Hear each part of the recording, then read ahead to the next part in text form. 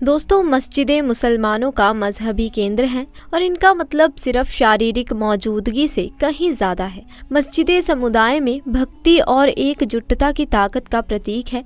ये आध्यात्मिक विकास के प्रतीक के रूप में खड़ी हैं और इस्लामी संस्कृति और आस्था के ताने बाने को बुनती हैं। मस्जिदें मुसलमानों का मजहबी केंद्र हैं। दोस्तों, मस्जिद से मुसलमान का लगाव, मोहब्बत और मस्जिद की इज्जत व तकरीम मिसाली है। लेकिन क्या आप ये जानते हैं कि भारत के अंदर 100 साल पुरानी मस्जिद को जब खोला गया तो इसके तहखाने से ऐसी क्या चीज़ बरामद हुई कि जिसने लोगों को इंतहाई परेशान कर दिया।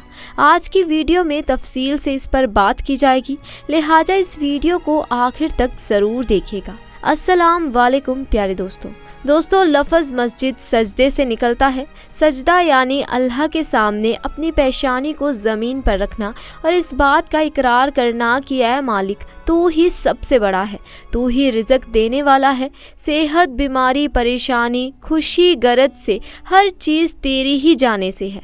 लिहाजा जिस जगह पर सजदा किया जाए उसे मस्जिद कहा जाता है। इस्लाम की तारीख जितनी पुरानी है, मस्जिद की तारीख भी उतनी ही पुरानी है। इस्लाम में मस्जिद को एक खास मुकाम दिया जाता है। कोई भी नापाक शख्स मस्जिद के अंदर दाखिल नहीं हो सकता। मस्जिद में दाखिल होकर वज़ू करना लाजमी है कि जिस शख्स ने भी मस्जिद में बैठना है वो वज़ू की हालत में बैठे तो अल्लाह रब्बुल आलमीन उसके लिए नवाब का सिलसिला जारी रखेगा। और इसके साथ साथ ये भी मसनून तरीका है कि जब भी कोई शख्स मस्जिद में आए तो वो वज़ू के 2 नफिल भी अदा करे और मस्जिद में आने के 2 नफिल भी अदा करे, जिससे अल्लाह रब्बुल आलमीन उस शख्स को बख्शीश का सामान पैदा कर देता है। दोस्तों, पुरानी मस्जिद की तारीख की कई कहानियाँ किताबों में मिलती हैं।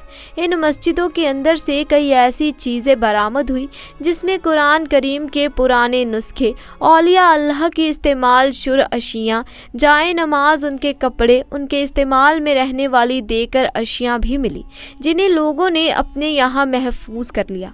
पाकिस्तान में इसकी सबसे बड़ी मिसाल बादशाही मस्जिद है, जहाँ पर मस्जिद के साथ एक लाइब्रेरी और म्यूज़ियम भी कायम किया गया है। इस म्यूज़ियम के अंदर कई 100 साल पुरानी अशियों को बतौर ज़ियारत रखा गया है और वहाँ कुछ ऐसे तबरुकत भी मौजूद हैं कि जिनकी ज़ियारत हर मुसलमान के लिए बाइस फ़ख्र है, जिसमें आप सल्लल्लाहु ताला अलैहि वसल्लम के मुँह मुबारक और सहाबा इकराम से मंसूब अशियाँ भी मौजूद हैं। इसी तरीके से पूरी दुनिया के अंदर ये सिलसिला मौजूद है कि पुरानी मस्जिद के अंदर म्यूज़ियम कायम किया जाता है, जहां पर ऐसे तबरुकत की ज़ियारत का अहातमा किया जाता है।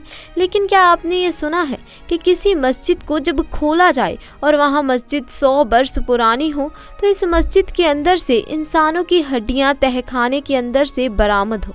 आज की वीडियो में इसके बारे में तफसील से बात की जाएगी, लेकिन इससे पहले आपको 600 साल पुरानी मस्जिद के मुतालिब बताते हैं कि जहाँ 600 साल बाद जब अजान के कलमात कहे गए तो इस मस्जिद की दीवारों से अजान की आवाज़ टकरा कर वापस आई और फिर इसके बाद अजान का जवाब जो इस्लाम ने हमें सिखाया है वो आवाज़ भी सुनाई दी गई।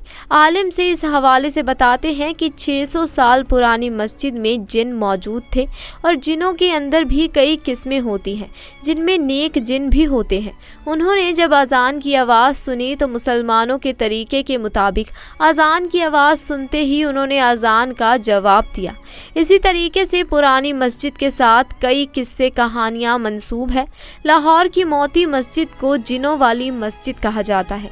इसके मुतालिक ये बताया जाता है कि ये 200 साल पुरानी मस्जिद है और यहाँ पर आज मुसलमानों के साथ साथ जिन भी नमाज अदा करते हैं और अपनी इबादत करते हैं। दोस्तों, अब आपको बताते हैं भारत की मस्जिद के मुताबिक। भारत के अंदर यूं तो मस्जिदों की बेहुरमती के कई वाक़यात भी सामने आए हैं, लेकिन क्योंकि हिंदुस्तान की तारीख बहुत पुरानी है, यहाँ पर मुसलमान ने ताविल अरसे तक हुकूमत की है, लिहाजा यहाँ पर बहुत सी मस्जिदें मौजूद हैं।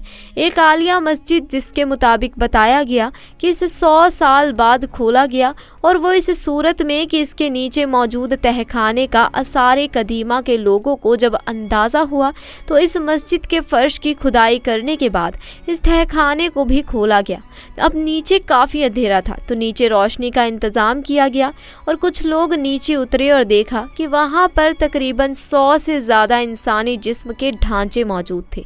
ये देखते ही वहाँ मौजूद तमाम लोगों की पहले तो चीखें निकल गई, लेकिन फिर फौरी तौर पर इन ढांचों को साइंस से तजुर्मात करने और उनके मुतालिक माजिद तफसीलत जानने के लिए वहाँ से दूसरी जगह पर मुंतकिल कर दिया गया। जबकि इस मस्जिद के नीचे मौजूद तहखाने के अंदर से बहुत से दिग्गर सैंपल्स भी लिए गए।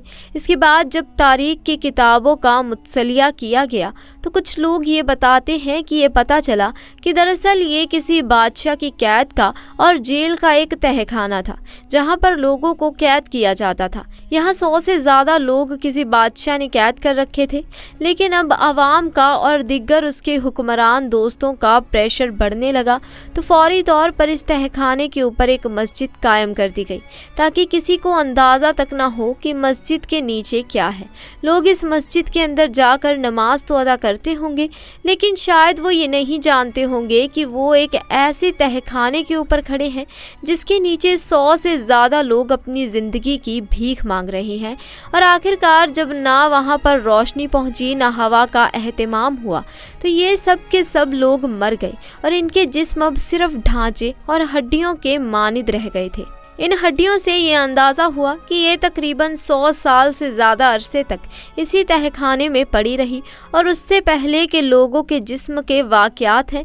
दोस्तों, ऐसे कई वाक़यात हम पहले भी सुन चुके हैं और उनकी हकीकत क्या है ये हमेशा से मुतनाज़े रही है, क्योंकि तारीख़ दान अक्सर अपनी किताबों में कुछ ऐसे वाक़े भी बयां करते हैं जिनका हकीकत से कोई ताल्लुक़ नहीं होता, लेकिन अब उस वक्त में वापस जाकर उसकी हकीकत नहीं जानी जा सकती। तो कुछ लोग उन्हें मानवतन तस्लीम कर देते हैं जबकि कुछ लोग उस पर शिशुपंज का इजहार करते हैं। इस वाक़े के मुतलिक, इस मस्जिद की हकीकत के मुतलिक आप क्या समझते हैं? आपको क्या लगता है कि ये वाकई ऐसे ही कोई मामला है कि यहाँ पर एक तहखाना यानी कैद के ऊपर मस्जिद तामीर कर दी गई होगी? इसी के साथ पहला इबादत घर हमारे निर्माण के उद्देश्य अल्लाह की इबादत को पूरा करने के लिए बनाया गया था। ये घर पूरी मानव जाति के लिए बनाया गया। मानव जाति से पता चलता है कि ये घर ना तो सिर्फ मुसलमानों के लिए बनाया गया, ना ही ईसाइयों के लिए और ना ही किसी अन्य राष्ट्र के लिए। ये पूरी मानव जाति के लिए अल्लाह की इबादत करने के लिए बनाया गया था। इसमें एक छुपी हुई भविष्यवाणी भी थी कि एक दिन पूरी मानव जाति एक पैगंबर के तहत एक धर्म के झंडे तले इकट्ठा होगी और एक साथ इस घर का सामना करेगी। इस घर में सभी जातियों के लोग, अमीर या गरीब, पुरुष या महिला, ईश्वर के सामने समान रूप से खड़े होकर अपने निर्माता की पूजा करते रहे हैं। पवित्र कुरान में अल्लाह कहता है, उस समय को याद करो जब हमने इस घर को लोगों के लिए एक आराम गाह और एक सुरक्षित स्थान बनाया था और इब्राहिम के स्थान को नमाज का स्थान बनाओ। और हमने इब्राहिम और इस्माइल को आदेश दिया कि मेरे घर को उन लोगों के लिए शुद्ध करो जो परिक्रमा करते हैं और जो उनमें इबादत के लिए ठहरते हैं और जो रुकू और सजदा करते हैं। हज़रत इब्न उम्र कहते हैं कि एक बार नबी करीम को ईशा की नमाज के लिए आने में देर हो गई क्योंकि वो दूसरे कामों में व्यस्त थे। हम में से कई लोग सो गए और बार बार जागते रहे। जब नबी करीम पहुँचे तो उन्होंने घोषणा की कि तुम्हारे अलावा कोई और समुदाय नहीं है जो अपनी नमाज पढ़ाने के लिए इंतज़ार करता हो। तो दोस्तों, आज की वीडियो में बस इतना ही।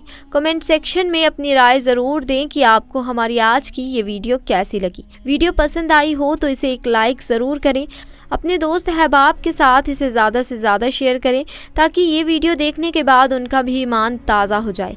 साथ ही अगर आप हमारे चैनल पर नए हैं तो चैनल को जल्दी से जाकर सब्सक्राइब करें और साथ लगे बेल आइकन को भी प्रेस करें। इंशाअल्लाह जल्द मुलाकात होगी ऐसे ही नए और दिलचस्प वीडियो के साथ। तब तक के लिए अल्लाह हाफिज़।